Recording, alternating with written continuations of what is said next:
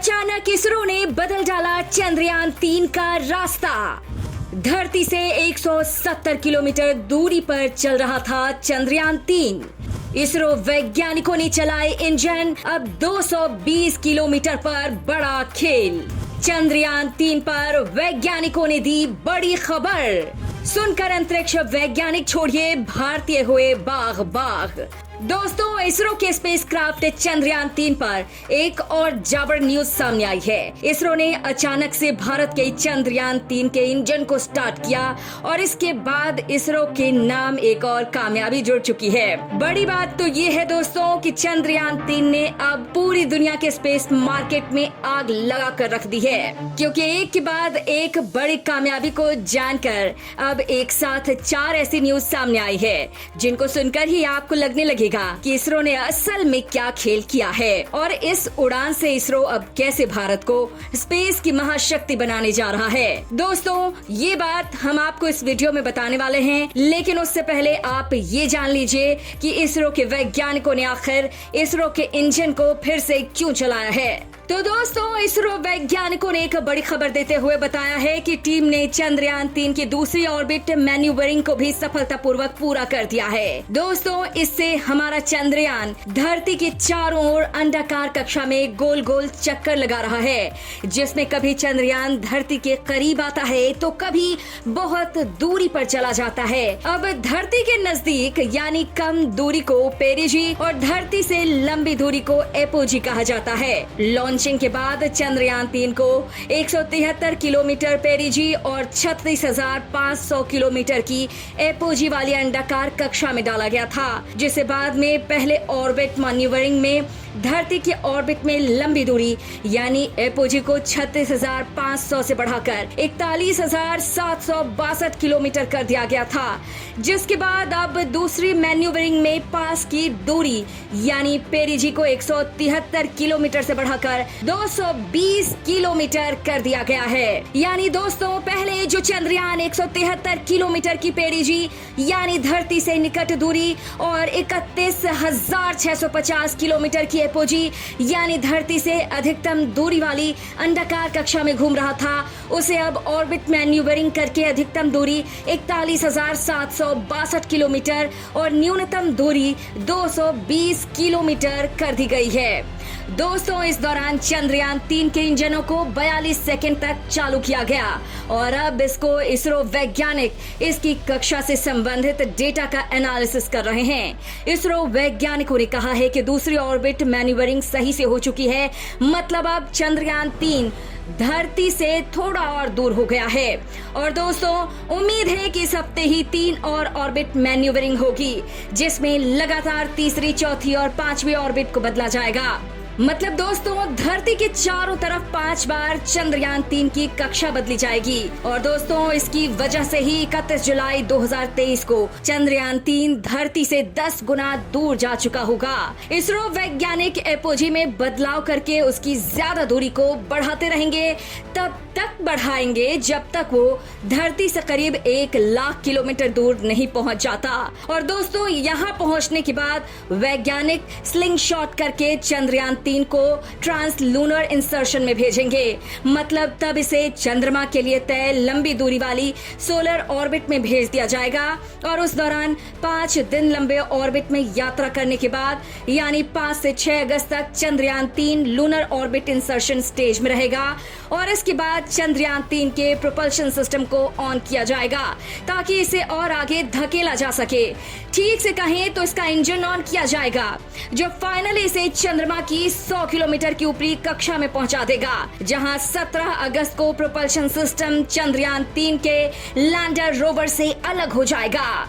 दोस्तों, propulsion module के अलग होने के बाद लैंडर को चंद्रमा की 100 किलोमीटर गुने 30 किलोमीटर की कक्षा में लाया जाएगा। इसके लिए डी बूस्टिंग की जाएगी, यानी उसकी गति को कम करना पड़ेगा। ये काम 23 अगस्त को होगा। और दोस्तों, यही वो क्षण होगा जब इसरो वैज्ञानिकों से लेकर करोड़ों भारतीयों की सांसें भी थमी रहेंगी, क्योंकि ये होगा सबसे कठिन काम। यहीं से शुरू होगी लैंडिंग की प्रक्रिया। हालांकि दोस्तों, इस बार विक्रम लैंडर के के चारों पैरों की ताकत को बढ़ाया गया है। नए सेंसर्स लगाए गए हैं, नया सोलर पैनल लगाया गया है, सॉफ्टवेयर को बहुत ही उम्दा बनाया गया है। मतलब दोस्तों, इसरो अपने मून मिशन चंद्रयान 3 के जरिए इतिहास रचने को तैयार है। ये चंद्रमा के दक्षिणी ध्रुव पर सॉफ्ट लैंडिंग करेगा।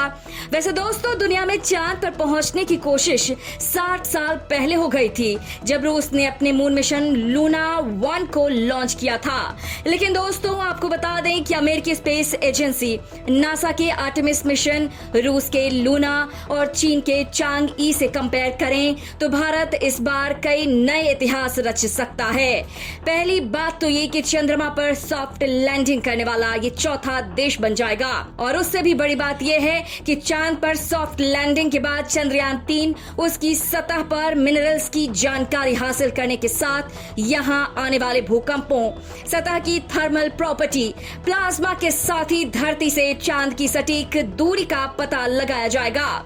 सिर्फ इतना ही नहीं, मिट्टी में मौजूद केमिकल और मिनरल्स का स्तर पता लगाने की कोशिश की जाएगी। बड़ी बात तो ये है कि जो काम आज तक अमेरिका और रूस नहीं कर पाए, वो काम इसरो करने वाला है, क्योंकि खुद अमेरिका कह रहा है कि वो 2025 में अपना मून मिशन आर्टेमिस लॉन्च करने वाला है। और दिलचस्प बात ये है कि भारत के चंद्रयान 3 मिशन से मिलने वाली जानकारी के लिए नासा भी बेताब है, ताकि उसके आर्टेमिस मिशन को चांद पर उतारा जा सके। व्हाइट हाउस ने कहा है कि चंद्रयान 3 का डेटा भविष्य में आर्टेमिस मिशन में होने वाली ह्यूमन लैंडिंग के लिए काम का साबित होगा। भारत ने आर्टेमिस समझौते पर हस्ताक्षर किए हैं, जिसके जरिए भारतीय मून मिशन से जुड़ी जानकारी अमेरिकी मिशन के काम आएगी। वैसे दोस्तों, आपको बता दें कि चंद्रयान 3 की लॉन्चिंग के साथ ही इसरो ने वो होड़ शुरू कर दी है जो चांद पर सबसे पहले पहुंचने के लिए शुरू हो चुकी है। चंद्रमा की सभी स्पेस एजेंसियां चाहती हैं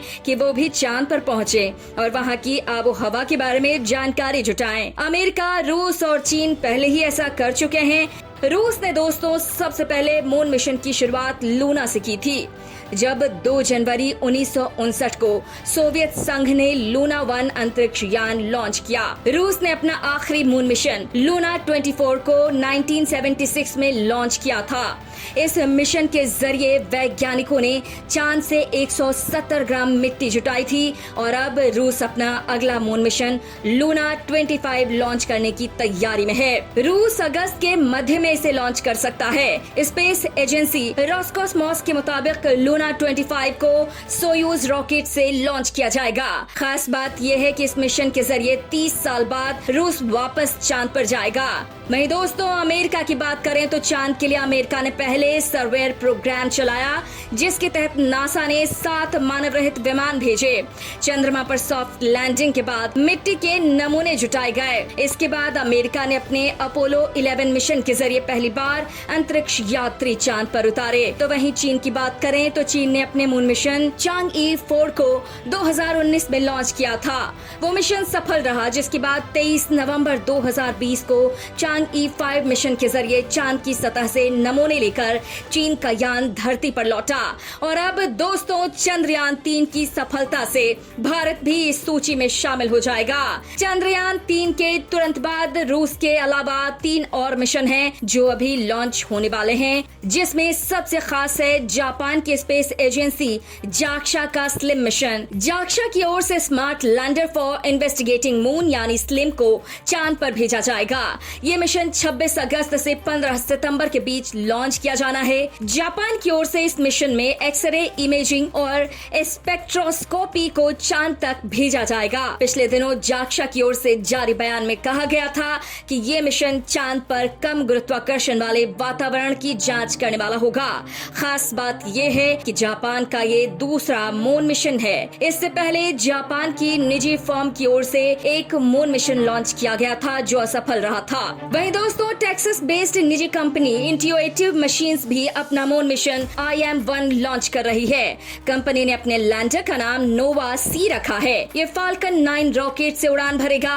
कंपनी का यान अपने साथ कई अन्य कंपनियों के पेलोड भी ले जाएगा। तो वहीं एक और निजी स्पेस एजेंसी एस्ट्रोबोटिक इसी साल के अंत तक पेरेग्रीन M1 मिशन लॉन्च करेगी। कंपनी की ओर से पिछले कई दिनों से यह दावा किया जा रहा है कि कंपनी का लैंडर लॉन्च के लिए तैयार तैयार है। इसी साल इसे फरवरी में और अपडेट किया गया था। माना जा रहा है कि इसी साल के अंत तक ये मून मिशन भी लॉन्च कर दिया जाएगा। यानी दोस्तों, जो आग इसरो ने लगाई है वो अब विकराल रूप लेने वाली है।